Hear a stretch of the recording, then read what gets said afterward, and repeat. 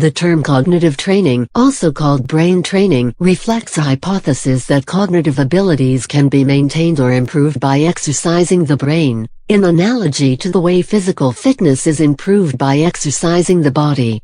Although there is strong evidence that aspects of brain structure remain plastic throughout life, and that high levels of mental activity are associated with reduced risks of age-related dementia, scientific support for the concept of brain fitness is limited.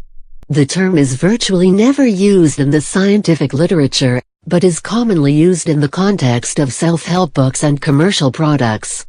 Cognitive reserve is the capacity of a person to meet the various cognitive demands of life and is evident in an ability to assimilate information, comprehend relationships, and develop reasonable conclusions and plans. Cognitive training is the hypothesis that certain activities, done regularly, might help maintain or improve cognitive reserve. As of 2016, companies offering products and services for cognitive training have marketed them as improving educational outcomes for children, and for adults as improving memory, processing speed, and problem solving, and even as preventing dementia or Alzheimer's. They often support their marketing with discussion about the educational or professional background of their founders. Some discuss neuroscience that supports their approach, especially concepts of neuroplasticity and transfer of learning, and some cite evidence from clinical trials. The key claim made by these companies is that the specific training that they offer generalizes to other fields, academic or professional performance generally or everyday life.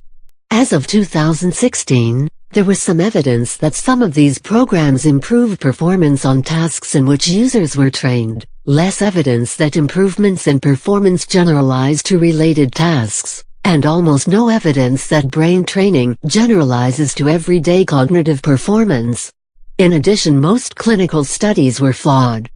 CogMed was founded in 2001, Posit Science in 2002, and BrainAge was first released in 2005, all capitalizing on the growing interest within the public in neuroscience, along with heightened worries by parents about ADHD and other learning disabilities in their children, and concern about their own cognitive health as they aged.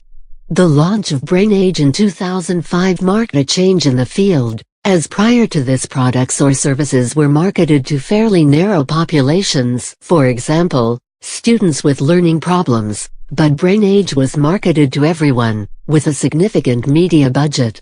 In 2005, consumers in the U.S. spent $2 million on cognitive training products. In 2007 they spent about $80 million. To address growing public concerns with regard to aggressive online marketing of brain games to older population, a group of neuroscientists published a letter in 2008 warning the general public that there is a lack of research showing effectiveness of brain games in elderly. In 2010, the Agency for Healthcare Research and Quality found that there was insufficient evidence to recommend any method of preventing age-related memory deficits or Alzheimer's. By 2012, brain training was a $1 billion industry, and was projected to reach $6 billion by 2020. In 2013 the market was $1.3 billion, and software products made up about 55% of those sales. By that time neuroscientists and others had a growing concern about the general trend toward what they called neurofication, neurohype, neuromania, neuromyths. In 2014 another group of scientists published a similar warning. Later that year, another group of scientists made a counter-statement, organized and maintained by the chief scientific officer of Posit. Starting in January 2015, the Federal Trade Commission sued companies selling brain training programs or other products marketed as improving cognitive function, including WordSmart Corporation, the company that makes Lumosity, and Brain Research Labs, which sold dietary supplements for deceptive advertising. Later that year the FTC also sued LearningRx. The FTC found that Lumosity's marketing preyed on consumers' fears about age-related cognitive decline, suggesting their games could stave off memory loss, dementia, and even Alzheimer's disease, without providing any scientific evidence to back its claims.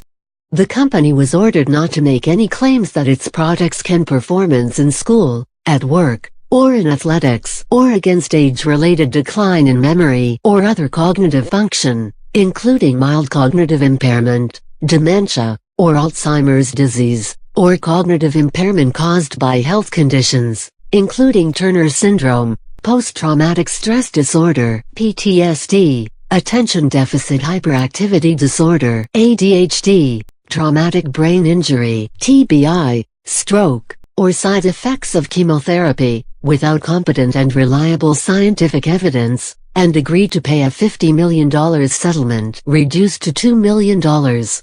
In its lawsuit against LEARNINGRX, the FTC said LEARNINGRX had been deceptively claimed their programs were clinically proven to permanently improve serious health conditions like ADHD, attention deficit hyperactivity disorder, autism, dementia, Alzheimer's disease, strokes, and concussions.